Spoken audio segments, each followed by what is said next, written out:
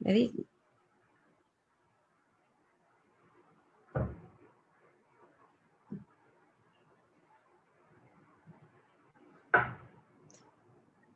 Muy buenas tardes a todos.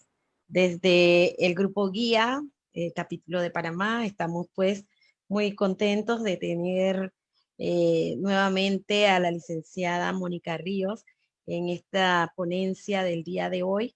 Estamos, ¿verdad?, innovando en la educación continua y tenemos pues, eh, hemos tenido una serie de conversatorios durante estos días de pandemia a fin de tener siempre a las partes debidamente actualizadas sobre los temas pues que así se dan en nuestro país.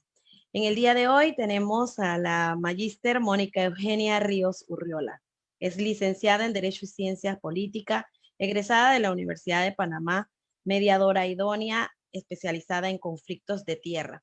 Posee un posgrado en Derecho Agrario Ambiental de la Universidad de Costa Rica, una maestría en Derecho Civil y otra en Derecho Procesal. Laboró en la Corte Suprema de Justicia como asistente de magistrado en el Departamento de Procesos de la Procuraduría de la Administración.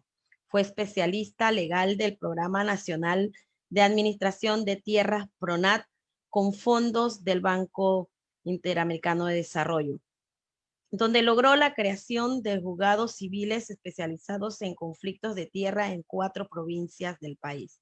También fue coordinadora de contratos en el Ministerio de Educación y subgerente ejecutiva jurídica en el Banco de Desarrollo Agropecuario, donde adquirió amplia experiencia en redacción y revisión de contratos privados, licitación pública, procesos de cobro coactivo, contencioso administrativo, entre otros. Tomando en cuenta su formación en Derecho Agrario, fue contratada como consultora, encargada de la redacción del libro primero, parte sustantiva del nuevo Código Agrario, que al ser aprobado se convirtió en ley de la República, la Ley 55 del 2011. Es coautora del libro Código Agrario Comentado, referente nacional en la interpretación de dicho instrumento jurídico para todos los operadores y auxiliares de justicia en materia agraria. En el ejercicio profesional privado de los últimos 14 años, ha intervenido en procesos judiciales, civiles y administrativos relacionados con inmuebles, tales como deslinde y amojonamientos contenciosos y no contenciosos, inspecciones oculares de medidas y lindero, prescripciones adquisitivas de dominio, sucesiones, incluyendo bienes inmuebles, actualización de valores catastrales, aprobación de planos de segregación, segregación de predios para construir propiedad horizontal, investigaciones de finca y sus antecedentes, entre otros. Ha participado como capacitadora en innumerables seminarios, congresos y diplomados a nivel nacional e internacional en materia de derecho agrario e inmuebles en general. Esta amplia, ¿verdad?, información sobre nuestra compañera y amiga, la licenciada Mónica Ríos Urriola. Excelente. En el día de hoy, la misma, pues, nos expondrá el tema comparación entre el deslinde y amojonamiento y la inspección ocular de medidas y linderos. Para que te presentes. Sí, muy buenas tardes, Josefa. Muy buenas tardes a todos los que esta tarde nos acompañan en esta excelente iniciativa que tiene el Grupo Guía de mantenernos a todos actualizados en los temas de derecho, aprovechando pues las horas libres que muchos podemos tener debido a los confinamientos que están ocurriendo por motivo de la pandemia. Así que pues muy honrada de estar nuevamente con ustedes compartiendo conocimientos. Como les dijo Josefa ya, la exposición del día de hoy es sobre el tema de deslinde y amojonamiento. Y pues la idea de esto, más que hacer una charla magistral que personalmente pienso que no son para todas las circunstancias ni todos los momentos, y menos a esta hora, donde uno está un poco agotado, Así que mi propósito de hoy sobre este tema es un poco hacerlo tipo conversatorio, compartirles más bien experiencias que hacer una charla sumamente formal o sumamente académica sobre este tema, porque creo que pues todos tenemos la oportunidad, si lo tenemos a bien, de leer los artículos que están en el código o de leer alguna doctrina sobre el tema. Así que yo quiero hablarles un poco más sobre el tema práctico. Claro que sí, Mónica, es muy importante este acercamiento porque en realidad pues son temas importantes. Nos dices que el tema de hoy es la comparación entre el deslinde y el amojonamiento y la inspección ocular de medidas y linderos. ¿Qué te lleva a ti a, a compartir con nosotros este tema?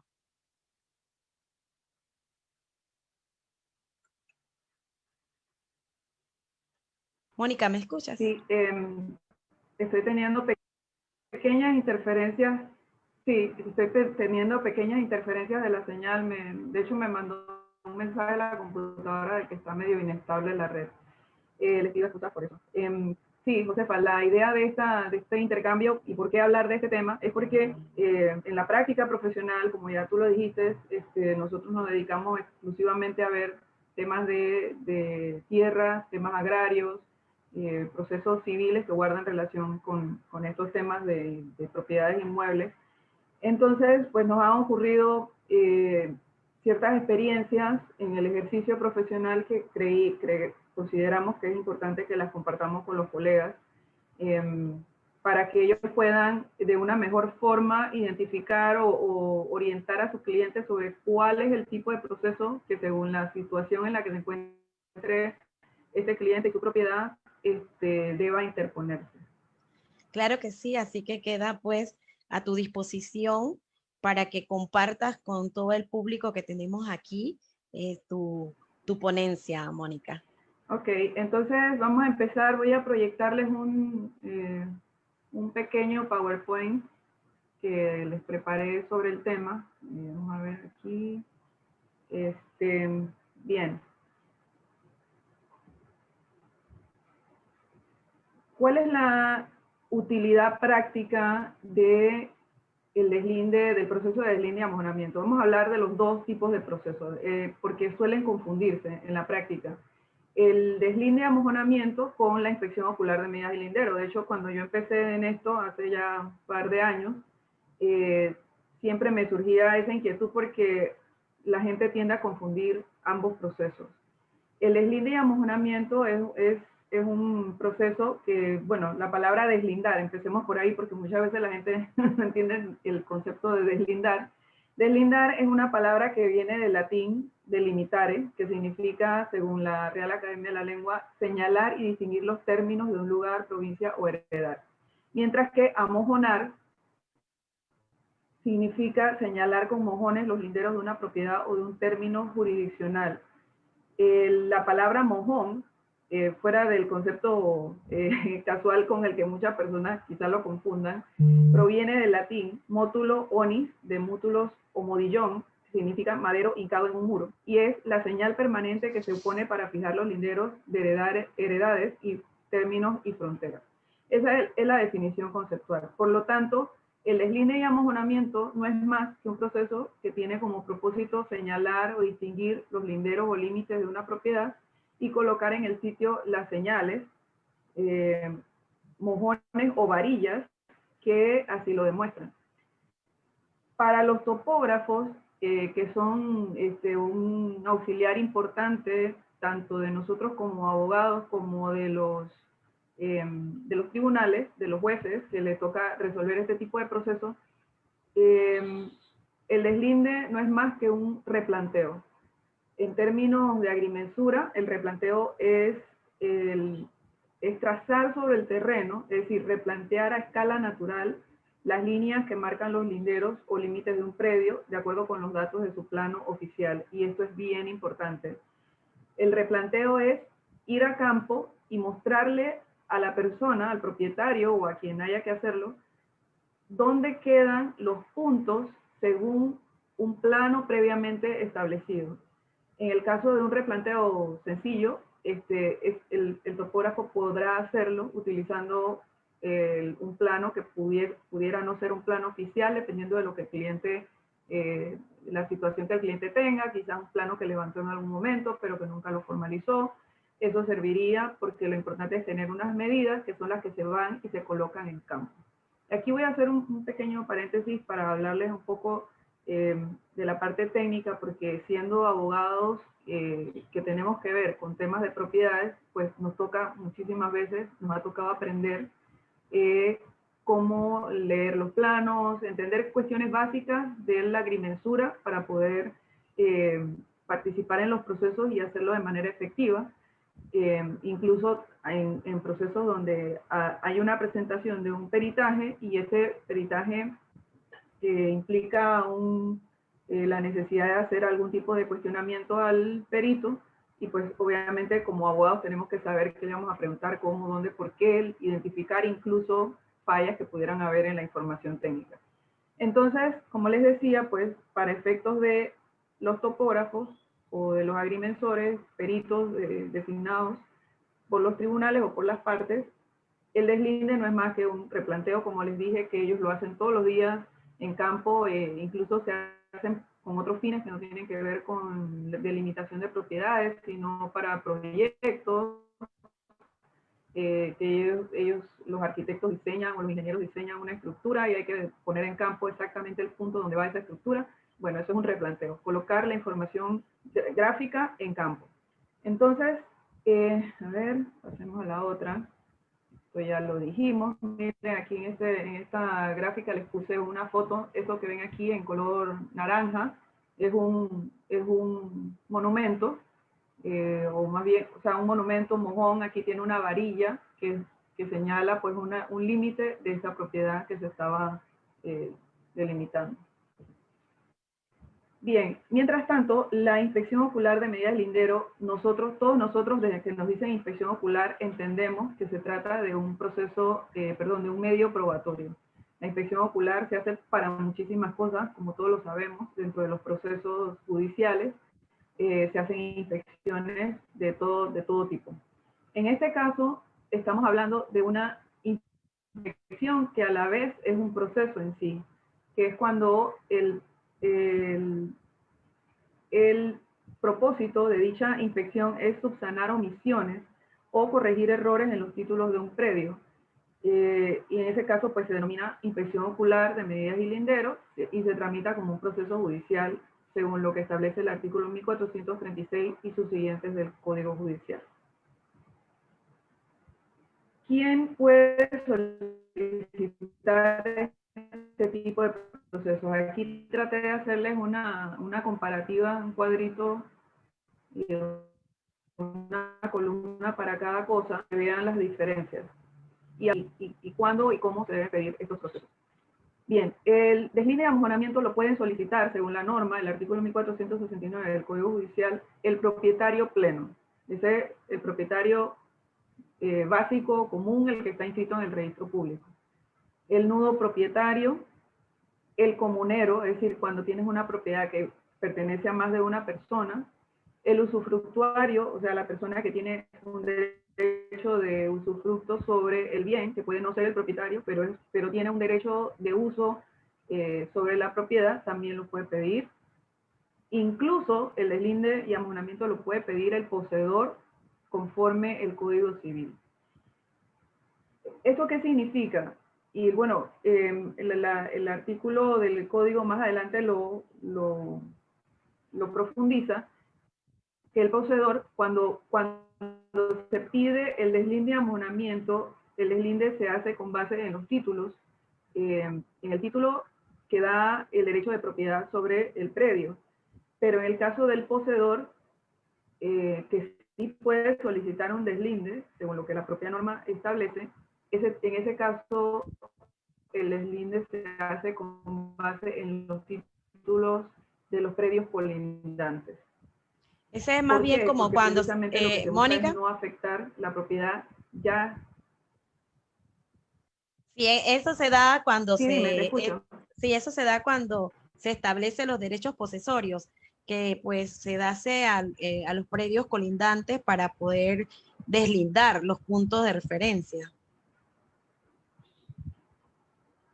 Sí, correcto. Es que como todos sabemos, la posesión o el derecho posesorio es una situación precaria donde la persona no tiene todos los atributos de la propiedad, solo tiene la posesión. Recordemos que la propiedad tiene, entre los atributos de la propiedad está la posesión, pero Dice, el ajá, poseedor no tiene el título.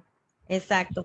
Aquí nos comentan que si en el deslinde debe haber un demandado y en la inspección no. Ok, sí, El, eso creo que me lo salté. Ya le digo, ambos procesos, tanto el deslinde de amonamiento como la inspección ocular de medidas y linderos, son procesos no contenciosos. Así los define el Código Judicial. Usted vas a la sección, al título que corresponde a los procesos no contenciosos, y ahí están estos, entre otros procesos no contenciosos que se pueden ventilar en los tribunales. Por lo tanto, al ser un proceso no contencioso, no existe un demandado. Lo que existen son colindantes a los cuales se les notifica de la diligencia para que puedan hacer valer sus derechos dentro del proceso. Igual ocurre con la inspección ocular de medidas y linderos. Los colindantes conocidos se tienen que citar para que comparezcan al proceso en ambos casos. Entonces, volviendo al tema del derecho posesorio, si un poseedor tiene una solicitud en trámite en una institución, podrá aportar el plano del trámite de titulación para efectos del deslinde, pero la norma es clara y dice que el deslinde se hace conforme a los títulos de los predios colindantes. ¿Por qué? Porque el derecho de él todavía no es un derecho completo y la propiedad inscrita de los colindantes debe ser respetada por el tribunal. excelente. Entonces, acá en el caso de la inspección ocular, el único que puede solicitar una inspección ocular de medidas de linderos es el propietario. Nadie más puede solicitarlo. Y aquí voy a puntualizar también que nadie puede ir a pedir el deslinde de la propiedad ajena. O sea, si ustedes ven aquí en este cuadrito que tenemos, está claro que solamente los propietarios y aquellos que tienen algún tipo de derecho de dominio sobre un predio son los que pueden solicitar ambos procesos. No puede venir, o sea, no puedo venir yo porque yo sé que mi vecina tiene algo mal en su cerca, entonces yo voy a pedir que le deslinden el predio de ella para ver realmente, no, usted no puede hacer eso. Eso no está como entre las potestades y de lo que se puede hacer en el proceso. Entonces, ¿qué se debe aportar? Josefa, si hay más preguntas, tú Sí, interrumpe, no hay problema. estoy, no, sí, yo estoy canalizando las preguntas, así que cualquier cosa, pues yo te hago la pregunta de los que están con nosotros y Perfecto, Emi, así que no te preocupes. excelente. Bueno, seguimos. Entonces, ¿qué se debe aportar para pedir este tipo de procesos a los tribunales? En el caso del deslinde y amojonamiento, debe aportarse el título y un certificado del registro público en el que conste que la inscripción del título está vigente. Eso es lo básico, lo mínimo que se debe aportar. Luego dice un plano de la finca levantado por un agrimensor legalmente autorizado para ejercer su profesión. Y aquí yo sí critico la redacción del código, porque como el fin del proceso de deslinde es marcar en campo dónde va la propiedad que tú ya tienes inscrita, entonces genera confusión que la norma diga que el plano de la finca que se puede aportar sea levantado por un agrimensor legalmente autorizado. A mi juicio ahí debería decir el plano oficial de la inscripción del título que corresponda a esa finca, porque así genera un poco de confusión, porque parecería que yo le digo a mi agrimensor, oye, levántame un plano para utilizarlo en mi proceso de deslinde, y ese plano yo lo hago como yo quiera, y yo le digo al juez que ese es el plano de lo que yo quiero que él deslinde, y eso no es posible, no Eh, eh, funciona así. sí, porque debe existir un plano madre de la finca, o sea, del momento que supuestamente pues tú Que compraste se creó, y a que se así crea es. y sí, claro que valga tu aseveración con relación a ese punto, pero bueno, así está redactado, ¿no? Así ha quedado redactado y para esto Sí, son así estas está redactado capacitaciones. y bueno,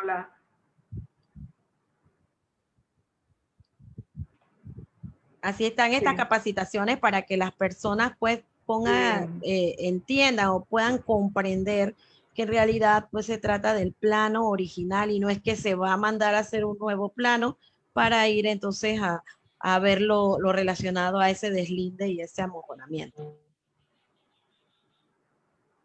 Ok, otra de las cosas que se tiene que aportar cuando usted va donde el juez y le pide que se inicie un proceso no contencioso de deslinde de amojonamiento es cualquier otra prueba en la que usted funde su derecho. O sea, usted le dice al juez, yo quiero que me deslinde, aquí está mi certificado del registro público, aquí está mi plano oficial, eh, y yo le solicito que se proceda a hacer el proceso de deslinde con base en eso, y dice las demás pruebas en que funde su derecho. Es decir, probablemente hay algún plano de la finca madre que pueda servir como una referencia.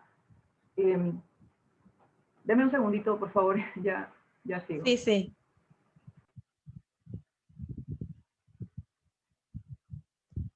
Así que entonces vamos a recopilar toda la información. Se encuentran, ¿verdad, Maricín?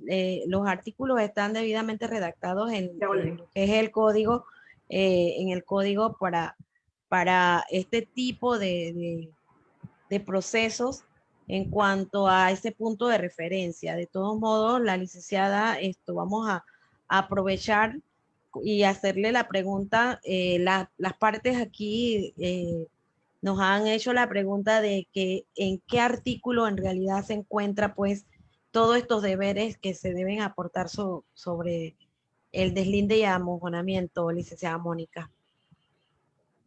Así está en el artículo 1471 del Código Judicial. Ahí encuentran todo el listado. Esa normativa se encuentra Porque en debidamente verdad que sí establecida es bien en, preciso en el Código Judicial, en lo que es la parte no contenciosa. Y bueno, ya esto, Maricín, pues ya puede haber escuchado 1471 del Código Judicial específicamente. sí, sí, correcto. Bien, una cosa importante que se tiene que decir en la demanda, en la solicitud de deslinde, es el lindero o los linderos que se desean deslindar o amojonar y el nombre y la dirección de las personas que han de ser citadas al acto. ¿Por qué? Porque es posible que usted no quiera deslindar absolutamente toda la finca. Quizás el propietario tiene dudas con relación a la colindancia, por decirte algo, al oeste o al este. Entonces él solamente quiere que se deslinde ese lindero y es perfectamente posible solicitarlo de esa forma al juez. Ya esto se los mencioné, el que no tiene título de dominio, o sea, el poseedor, podrá pedir que el deslinde se practique con base en los títulos del colindante o colindantes si acompaña prueba sumaria sobre la posesión material que ejerza. Esto es bien importante. Se tiene que demostrar que él tiene la posesión del predio y con base en eso, entonces solicita el deslinde. Y también debe aportar un certificado de que su predio no aparece inscrito en el registro. En cuanto a qué se debe aportar para la inspección ocular de medidas y linderos, es en la demanda se debe expresar la cabida y dimensiones que se desea establecer o rectificar y los linderos que sostenga corresponden al predio. ¿Por qué? Y aquí creo que me voy a adelantar un poquito, voy a ver si puedo avanzarles a la siguiente filmina, al tema del propósito de los procesos. Ok, no lo puse aquí. Estos procesos tienen propósitos distintos. Antes de continuar listándole los requisitos que deben aportarse con la demanda, es importante decir que en el caso del deslinde, si bien es un proceso no contencioso, por lo general, cuando se recurre a este proceso es porque usted tiene un problema con algún colindante, porque alguien tiene una duda sobre dónde va un lindero y no se han podido poner de acuerdo sobre esto. ¿Por qué lo digo de esta forma? Porque si usted y su colindante, su vecino, deciden, alguno de los dos decide replantear un lindero de la finca y se dan cuenta de que el lindero no está en el campo, no está donde debería estar, porque su vecino probablemente está ocupando parcialmente área de su finca o viceversa, usted debería poder conversar sobre esto con el colindante y demostrándolo técnicamente probablemente llegue a un acuerdo y simplemente haya que mover una cerca y todos fueron felices. Pero cuando uno llega a un proceso judicial es porque realmente en la práctica está teniendo dificultades para llegar a un arreglo con el vecino, o de por sí siempre ha tenido un problema y nunca ha estado claro dónde va ese lindero. En fin, este proceso lo que tiene como fin es formalizar esa ubicación material de dónde están los linderos geográficos de una finca. Y esa formalización ante un juez precisamente para que sea de obligatorio cumplimiento por los terceros, para que tenga efectos a terceros. Entonces,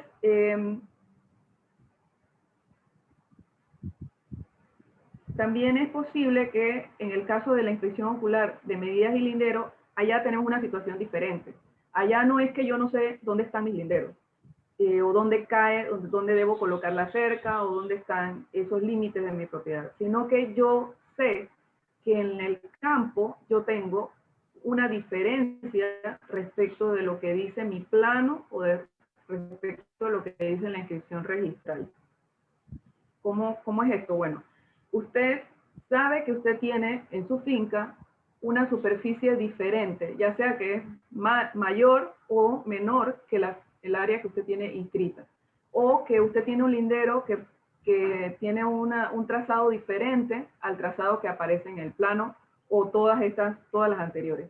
Entonces, ante esa situación, el proceso de inspección ocular de medidas del lindero tiene el propósito de corregir esas superficies o enmendar esos errores que estén en el plano, el plano oficial del predio, y por consecuente en la inscripción registral de su propiedad.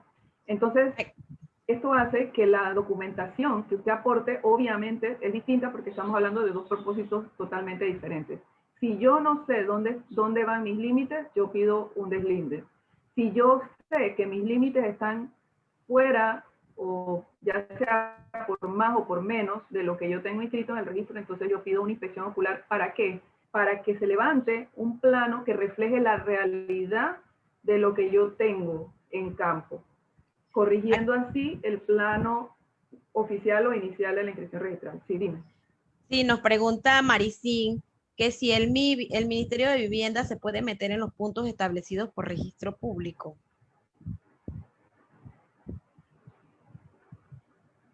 Bueno, no sé si entiendo bien el contexto, pero nadie puede meterse con una inscripción registral si está en debida forma. Recuerden que cuando usted hace una titulación de un predio, incluso en propiedades muy antiguas, o sea, nosotros hemos llegado a ver planos de 1910, 1920, 20 y pico, 40 y tantos, o sea, desde esos tiempos, cuando se inscribía una propiedad,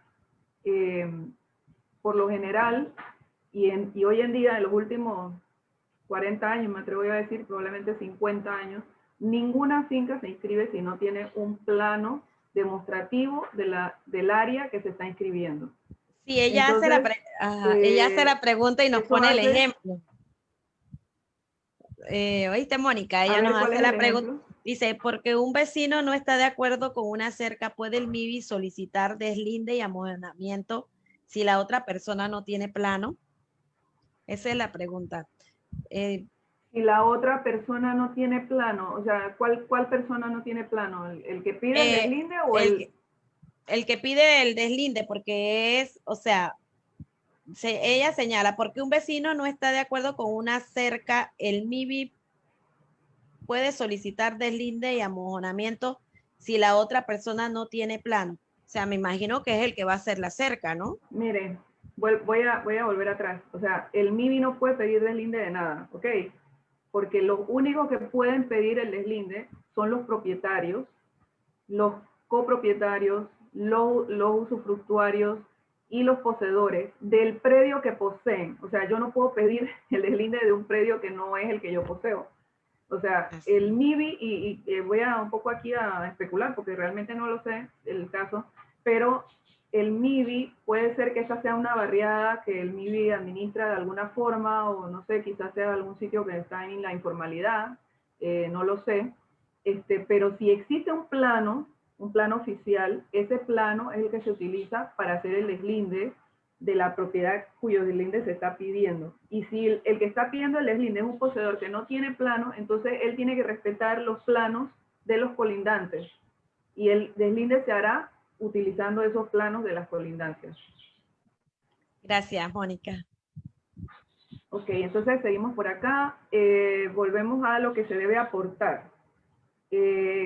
Como la inspección ocular de medidas y lindero es para corregir una inscripción registral, un plano, o sea, el plano y por consecuente la inscripción registral, entonces usted tiene que decirle al juez cuál es la cabida que usted quiere establecer.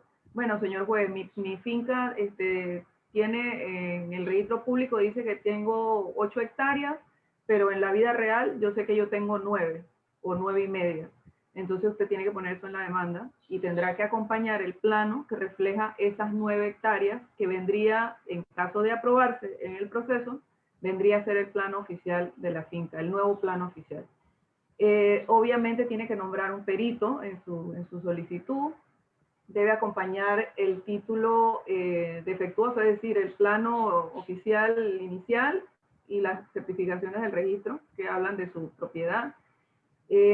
Y cualquier otro documento que demuestre el lindero cuya determinación se hubiera hecho independiente del título, o sea que el lindero que no corresponda, que es el cual usted está pidiendo que sea replanteado no, que sea establecido. Bien, entonces, aquí ya les hablé del propósito del proceso. Bueno, ahí está la gente brava por el deslinde en la figurita. Bien, ¿cuál es el procedimiento para el deslinde y el abonamiento? Lo primero es que el juez debe ir al predio, oír el concepto de los peritos y establecer el lindero o los linderos correspondientes utilizando el plano oficial. Y aquí quiero ser bien enfática, o sea, el deslinde no se puede hacer sino utilizando el plano oficial de la propiedad que se va a deslindar. Ya sea que a mí me guste el plano o no me guste, o yo piense que probablemente tiene un error de matemático, si es el plano oficial, y aquí, bueno, lamentablemente la imagen salió un poquito recortada, aquí se ve apenas el sello de aprobación, pero el plano oficial es ese, el que tiene los sellos de aprobación de la autoridad correspondiente, que en su momento pues, fue el Ministerio de Hacienda, la Dirección de Catastro, y hoy en día es la Autoridad Nacional de Administración de Tierras la que tiene la potestad legal de aprobar planos oficiales de las propiedades. Entonces, ya sea que a mí me guste o no me guste el plano oficial de mi finca, ese es el plano que yo tengo que usar para el deslinde. Porque recuerden que lo que se va a hacer en campo es que se van a colocar cada uno de los vértices del lindero que usted haya pedido o de la totalidad del predio, si usted pidió la totalidad del predio que fuera deslindado.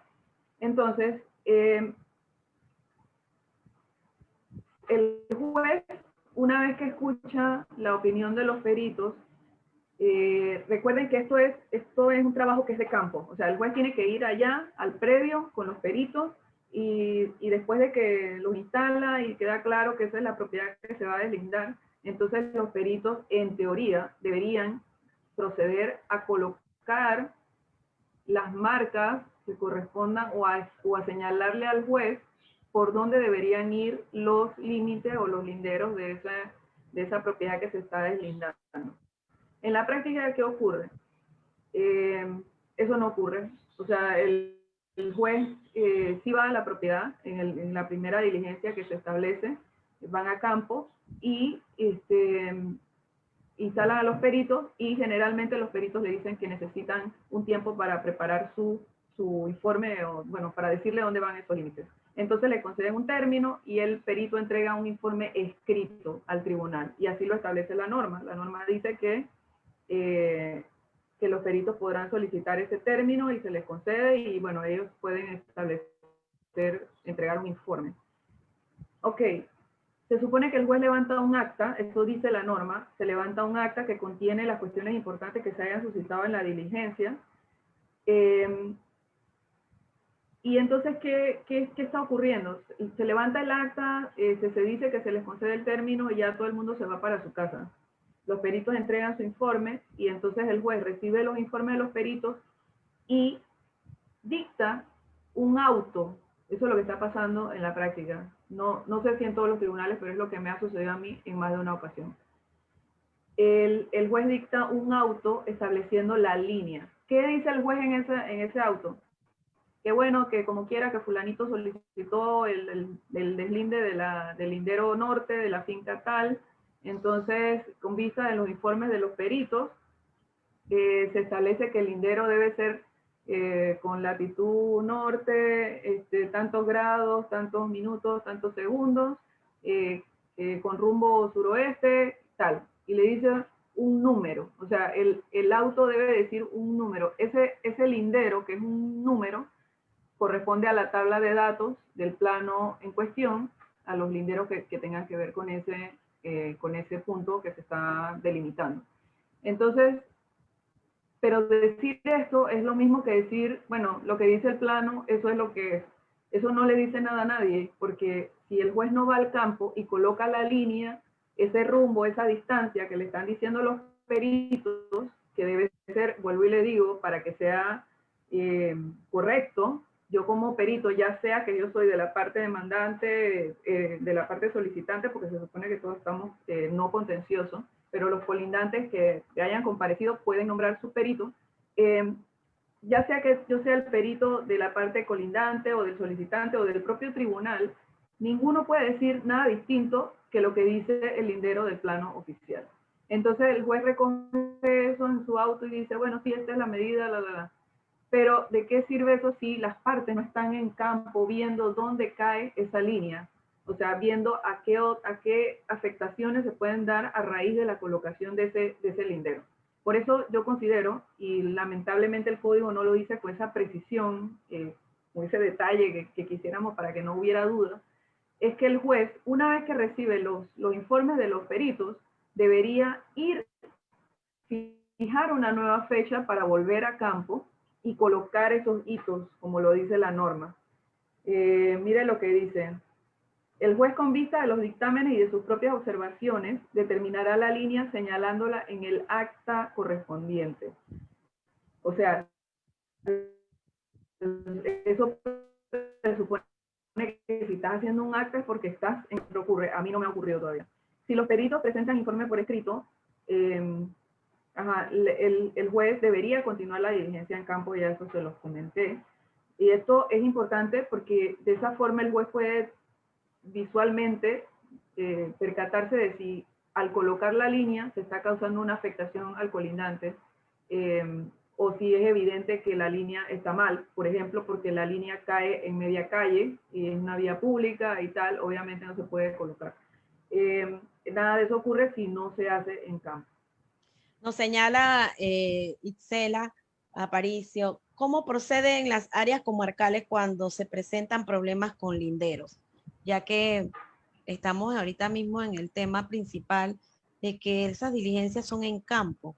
Entonces ella le ha llamado la atención y nos hace esa pregunta. Bueno, recuerden que las comarcas son leyes de la República, o sea, esos son límites, áreas establecidas mediante ley. Y cada comarca tiene su propia ley. Si usted es colindante de un área comarcal y usted tiene un título de propiedad, usted perfectamente puede solicitar el deslinde y habrá que notificar como colindante a la autoridad comarcal que corresponda según la comarca que sea. No sé, algún consejo general del pueblo que corresponda.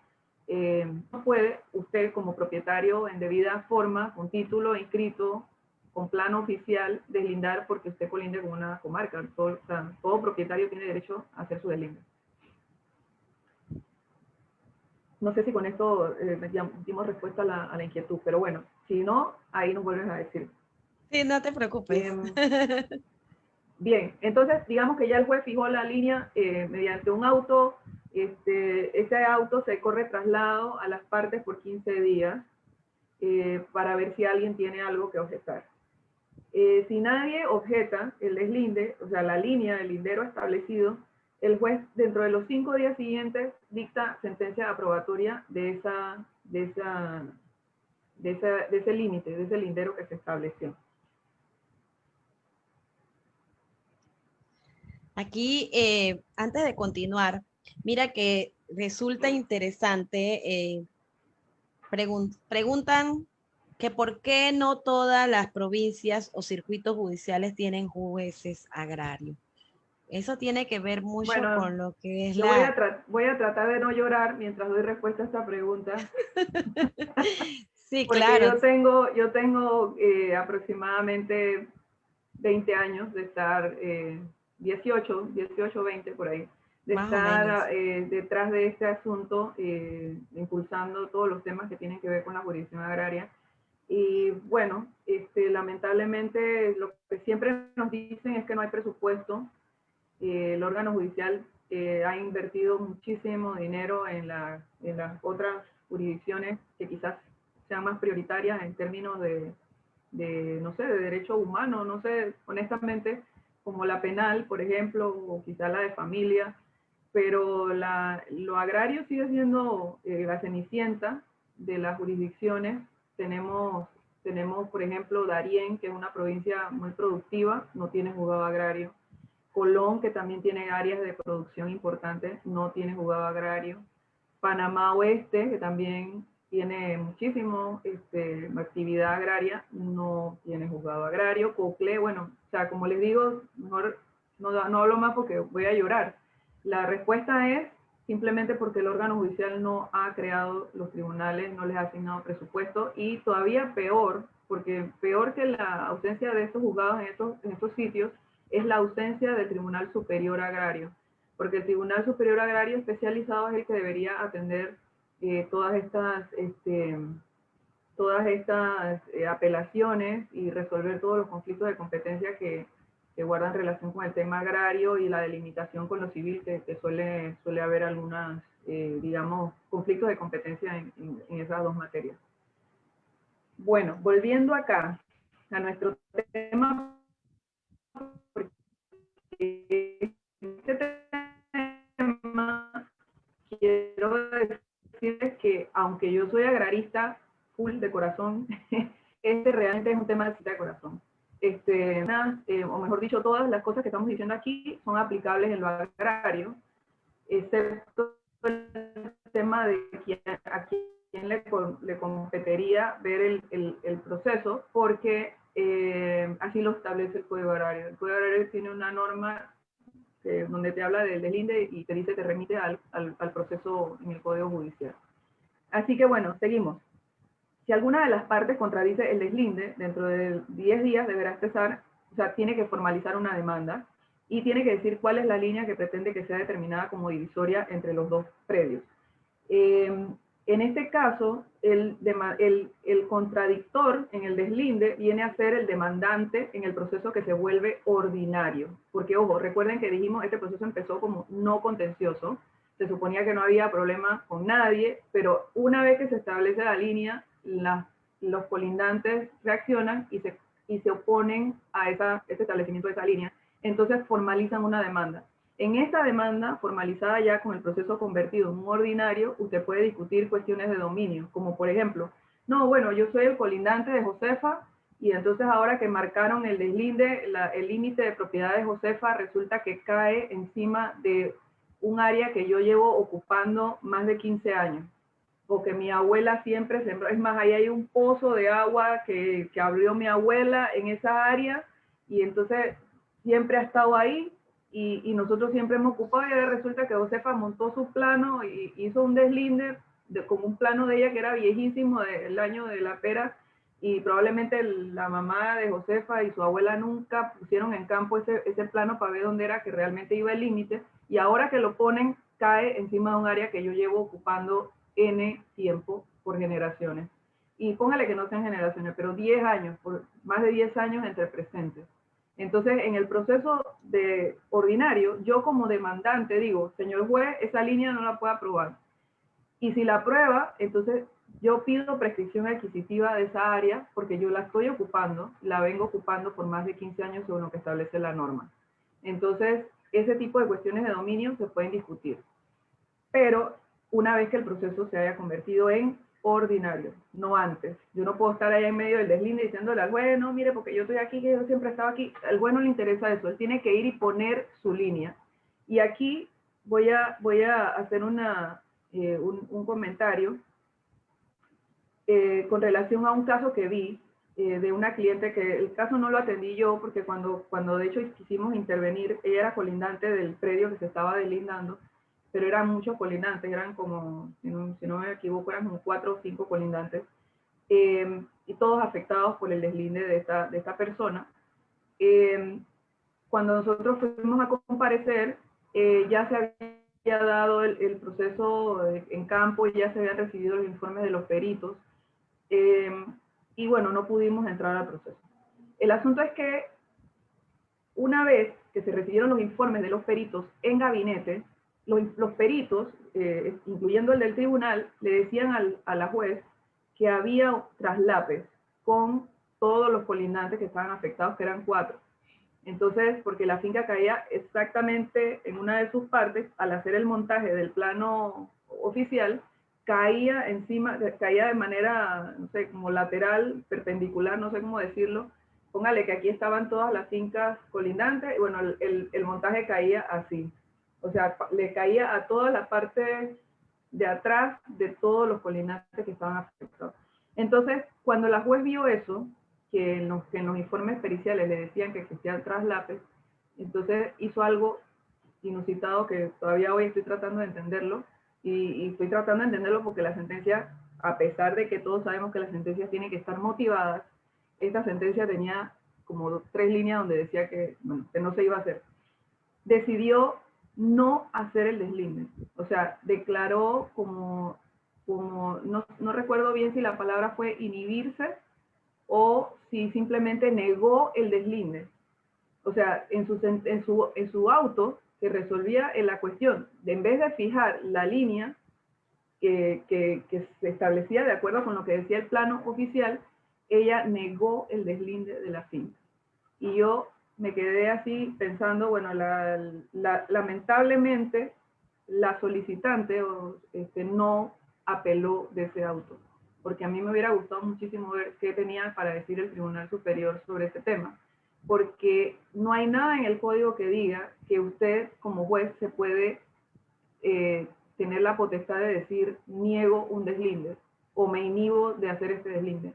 No hay nada en la norma que lo contemple así. O sea, simplemente para mí eso fue una denegación de justicia, porque aunque a los colindantes no les gustara y les causara en efecto un traslape, si el juez consideró que ese traslape existía, entonces tuvo que haber fijado la línea para darle a los colindantes la oportunidad de oponerse a la línea y poder convertir el proceso en contencioso y discutir cualquier cuestión de dominio que hubiera que discutir, porque ciertamente ese plano tenía muchos defectos y no, o sea, tenía muchísimos defectos técnicos que los peritos mencionaron y no se ajustaba a la realidad del campo, del entorno en el cual estaba.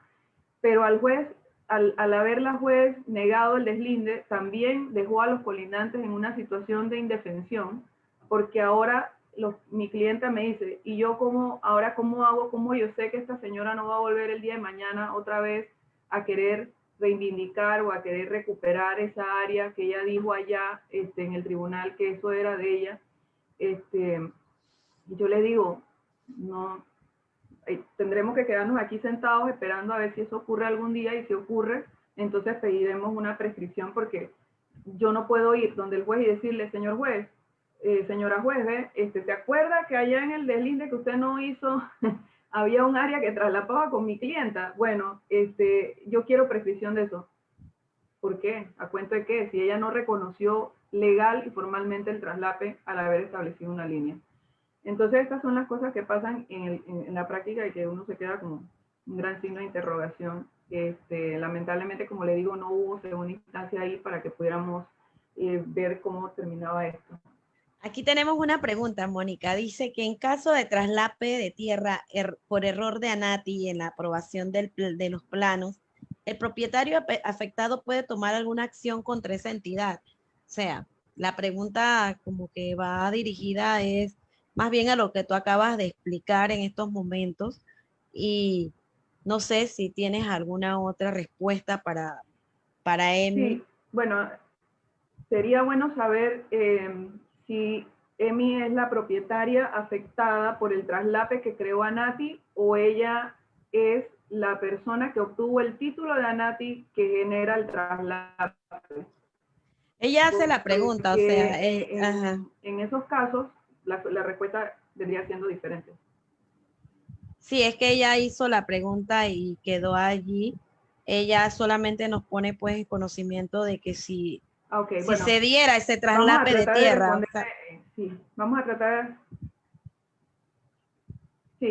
tratar de responderle en los dos supuestos. Si yo soy la propietaria de una finca inscrita y viene Anati y le da un título a un colindante mío, traslapando parcialmente o totalmente, como sea, mi propiedad, bueno, yo tengo algunas acciones que puedo interponer. Para empezar, una nulidad del título por falta de competencia, porque Anati no puede titular algo que no es un baldío o un patrimonio de la nación.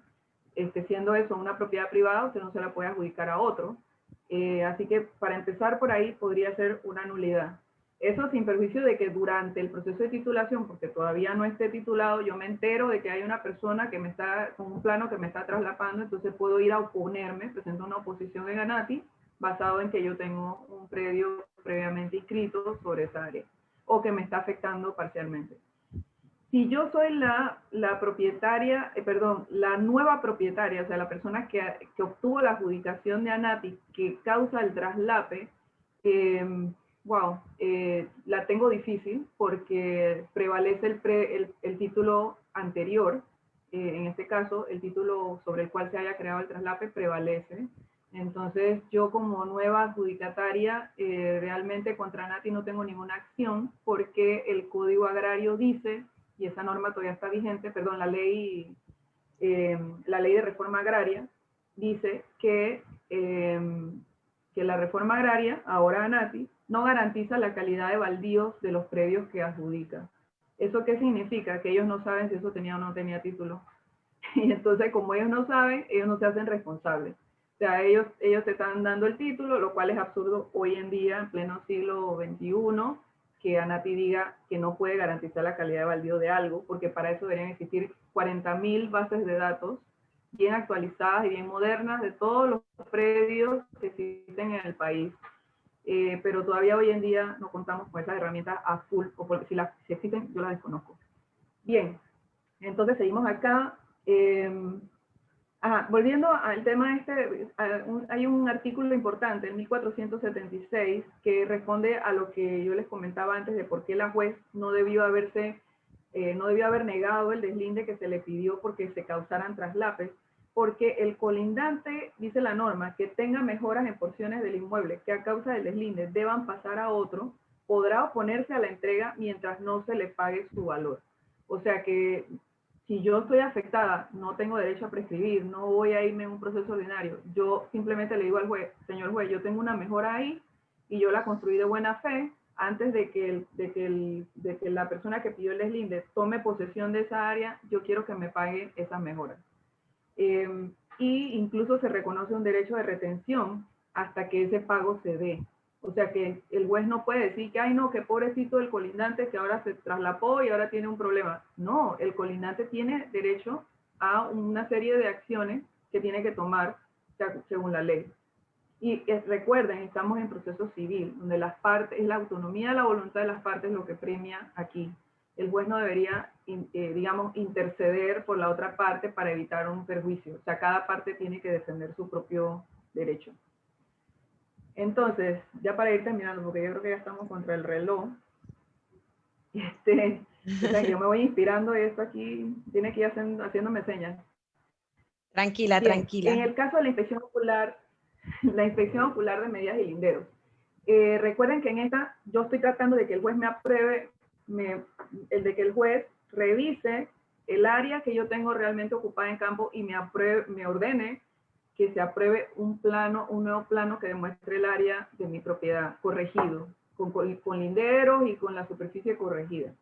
Entonces, el juez lo que hace es que señala una fecha y una hora para llevar a cabo la inspección en campo, designa un perito. Las partes también pueden designar perito, se notifica a los colindantes conocidos personalmente y por edicto a los desconocidos y a cualquier otra persona interesada. Se publica en un diario de circulación nacional por 3 días y se fija por 10 días en el tribunal.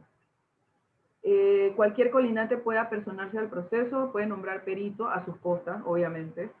Cuando en la inspección tiene interés la nación o el municipio, se cita al fiscal respectivo del circuito o al personal municipal para que también comparezca y tiene derecho también a nombrar perito. Si hay un interés de la nación o se afectan sus derechos porque, digamos, colinda con una finca que es patrimonial del Estado, de alguna institución, o incluso las propias vías públicas, se le pide a Catastro, en este caso a ANATI, la colaboración de un personal técnico para que revise la información y diga si existe alguna afectación a la nación y emiten un concepto, pero lo hacen por escrito, no comparecen como peritos. Bien, entonces, ¿cuál es el rol del perito en este tipo de procesos? En este proceso, a diferencia del de deslinde, en la inspección ocular de medidas y linderos, el perito debe hacer un plano, o sea, el perito de la parte de solicitante debe elaborar un plano que se entrega al tribunal junto con la solicitud. Ese plano es el que dice el área corregida.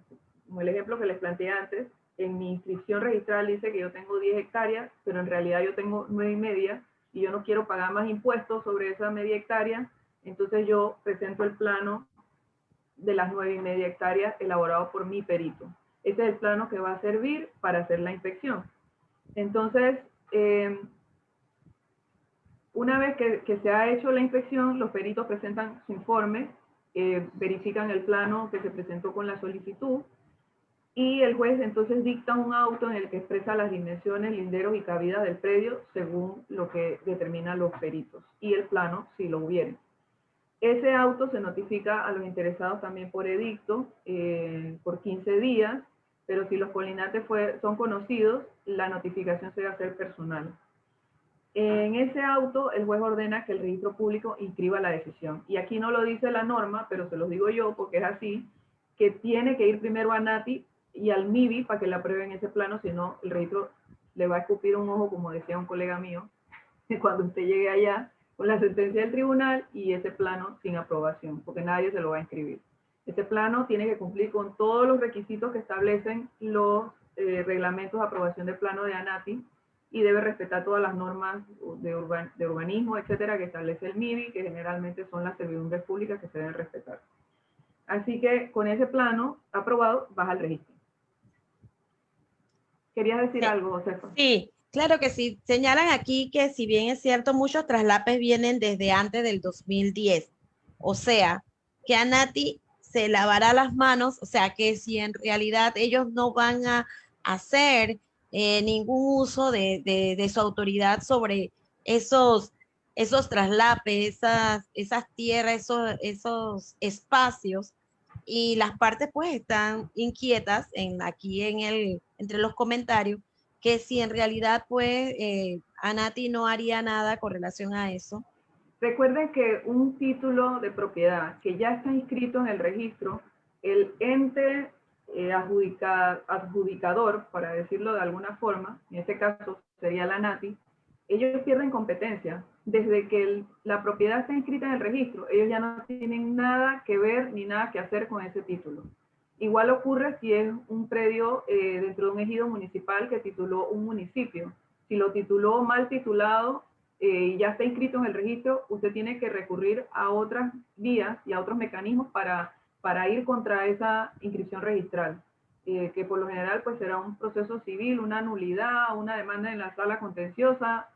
Hay diversos remedios dependiendo de las circunstancias, pero sí tengo que decirles que ANATI pierde competencia. Ahora, voy a adelantarme a la última diapositiva, porque veo que ese tema está generando inquietud. Existe la posibilidad de hacer tanto un proceso de deslinde y amojonamiento como un proceso de verificación de medidas y lindero, le llaman ellos, en la sede administrativa, con base en lo que establece la ley de ANATI. Y de hecho esa es una norma que viene desde antes, desde aquí se las tengo, la ley 59 de 2010, en los artículos 58, 59 y 60, establece un procedimiento para que los propietarios puedan solicitarle a la ANATI que se verifiquen sus medidas y lindero, e incluso que se corrija un plano oficial de una finca inscrita. Ahora, el gran pero que tienen estos procesos, y que por eso nada más les presento esta única filmina hoy, porque no les voy a hacer perder su tiempo, es que los colindantes tienen que estar anuentes. De eso se levanta un acta, o sea, cuando van a campo, ANATI va a campo y coloca los linderos y hace un acta y el colindante tiene que firmar en señal de anuencia, de aprobación. Si el colindante está peleado conmigo, que vuelvo y les digo, es la mayoría de los casos, nunca he visto un deslinde donde la gente diga, ay, no, sí, yo estoy súper de acuerdo con mi vecino, todos estamos bien, yo quiero ir a un tribunal. No, porque si me llegan a decir eso, yo le voy a decir, no tienes que ir a ningún tribunal, simplemente ponte de acuerdo con tu vecino, coloca tu cerca y todos son felices. Así que para mí este procedimiento administrativo es realmente inoperante, porque en la práctica es muy difícil que los colindantes estén de acuerdo contigo en esto. Y mucho menos si el título lo otorgó ANATI y lo otorgó mal otorgado, hay algún problema con un traslape, o sea, difícilmente vas a lograr algo por esta vía, pero esa sería la vía para eso. Para realizarlo. Es que si no, entonces Voy a no volver aquí. estaríamos pues en un método alterno de solución de conflicto, en una paz social, y no tendríamos pues que ir a los tribunales, que es una de los Así puntos que en es. realidad se persigue, pero que se da en nuestra sociedad. Yo soy fiel creyente de la mediación y de todo tipo de negociación que las partes puedan hacer para llegar a acuerdos. Pero recién, hace poco, estaba escuchando de un caso, yo no soy parte ahí, donde las partes conversaron en campo y acá entre nos, no se lo digan a nadie, ellos tenían una servidumbre en el medio, o sea, realmente ellos no colindaban el uno con el otro, sino que en el medio había una calle, pero esa calle en proyecto nunca existió, o sea, nunca se construyó, digamos, ni se delimitó. Entonces, cada uno de ellos se fue trepando, trepando, trepando sobre la servidumbre y quedaron colindando, y ahora están peleando porque, según ellos, tú me estás cogiendo, yo te estoy cogiendo un pedazo, en fin, pero en realidad, ¿qué está sucediendo? Que los dos invadieron la servidumbre pública. Entonces se habían puesto de acuerdo entre ellos porque supuestamente iban a poner la cerca ahí en el medio como para no seguir en la discusión, y al final ha resultado que nada, terminaron un proceso judicial, no pudieron llegar a un acuerdo. Y yo creo que lo que le van a decir es que ambos están mal porque ambos están encima de la servidumbre pública, pero bueno, esas son las cosas que en la práctica ocurren, ¿no? Entonces ya estoy terminando, nada más quería decirles que el auto que establece que aprueba el plano modificado de la inspección ocular de medidas y linderos es apelable al tenor del artículo 1131, numeral 5 del Código Judicial, que habla de cuando un auto entrañe la extinción de la instancia del proceso de la pretensión. ¿Por qué? Porque a diferencia del deslinde, que se puede convertir en ordinario en el mismo, digamos, a continuación del mismo proceso se puede volver ordinario, incluso en la misma carpeta lo instruyen los tribunales, la inspección ocular de medidas y linderos no dice nada, el código no dice nada con relación a qué pasa si yo como colindante no estoy de acuerdo en ese plano nuevo que usted está aprobando, señor juez. Entonces, como se está aprobando a través de un auto, pues para mí ese auto va a apelación y seguirá todas las instancias que correspondan según la cuantía del proceso. Así que, bueno, espero con esto haber satisfecho un poquito, pues, el tema. Una cosa importante, ojo, su cliente llega y les dice, ay, mire, licenciada, lo que pasa es que yo sé que mi papá tenía media hectárea más de lo que dice el plano inscrito. Entonces yo quiero esa media hectárea forme parte del plano, porque pues pudo haber un error cuando se elaboró el plano, entonces yo quiero que eso forme parte para que aparezca en el registro como parte de la superficie. Entonces usted le tiene que advertir a su cliente que cualquier exceso en la superficie del predio deberá ser pagado al Estado, según el caso, para que pueda verificarse la inscripción registral. O sea, no es que usted va a coger la media hectárea gratis, porque usted puede demostrar que sí, que eso era parte de su propiedad, pero bueno, el plano tenía algún error y yo qué sé qué, y no la reflejó, pero usted va a tener que ir a un avalúo de esa propiedad, de esa área, para pagarle al Estado ese exceso en la superficie que usted está ganando a través de este proceso. Sí, Así que, antes de terminar, Mónica, tu disculpa, pero tenemos una pregunta para ver si puedes repetirlo relacionado al registro del plano en el MIBI, ya que Ilka Pérez, pues, no pudo captar esa partecita. ok, esto es una información genérica, Ilka, te va a servir para cualquier cosa. Todos los planos de segregación o de titulación deben pasar por el Ministerio de Vivienda antes de ir a la aprobación de la NATI. ¿Por qué? Porque el Ministerio de Vivienda es el ente encargado de verificar que tu plano, que tu propiedad, que tú estás titulando o segregando o corrigiendo, respete las servidumbres y los anchos de vía que ya se hayan establecido previamente en los planos de ordenamiento territorial que tiene el MIBI. Entonces, ellos se fijan en eso, se fijan en que tú estás respetando la vía pública, que no estás poniéndote encima del derecho de vía existente. Y una vez que tienes ese visto bueno del Ministerio de Vivienda sobre tu plano, entonces vas a NATI para que NATI entonces te apruebe de forma definitiva ya el plano. Ah, y otra cosa, ahí no termina la película, porque cuando NATI te aprueba el plano, tú tienes que volver al Ministerio de Vivienda para que te pongan lo que ellos llaman un sello final. Y entonces con ese sello final es que tú vas con tu planito al registro público y terminas de hacer tu inscripción.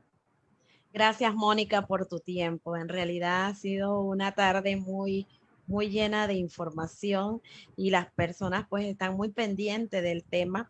Te has podido dar cuenta que hemos tenido mucha interacción, hemos interactuado bastante Sí. con relación al mismo. Es un tema súper interesante. Creo que todo el mundo te ha dado las gracias, que una excelente exposición, que es un buen tema. Es un tema innovador, es un tema que todo el mundo quiere conocer.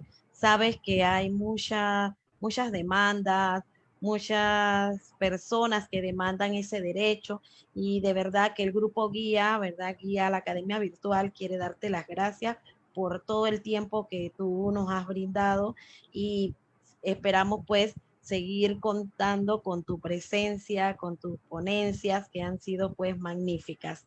Para que te despidas, Mónica.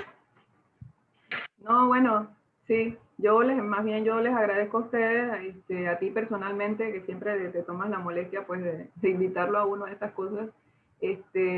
Yo creo fielmente en la docencia y en compartir los conocimientos. Así que en la medida en que yo tenga algo que creo que es bueno e importante decírselo, pues en esa medida me gusta comentarlo porque nosotros como litigantes tenemos la obligación de que los procesos sean lo más apegados posible al procedimiento y a la ley, porque eso ahorra mucho tiempo y evita que las partes padezcan en procesos enredados porque el abogado puso una demanda que no era la que tenía que poner, o porque llegó allá y pidió la prescripción y no presentó un plano de lo que quiere prescribir y luego está peleando con el tribunal porque no tiene plano. O sea, cosas como esas no deben ocurrir porque pues cuando uno interpone un proceso uno debería saber o mínimamente leer lo que dice la norma de lo que debes aportar. Claro que sí, Así que así que muchas gracias muchísimas, y saludos y estamos aquí igual a ti, disponibles. muchísimas gracias. Hasta luego. Chao, hasta luego.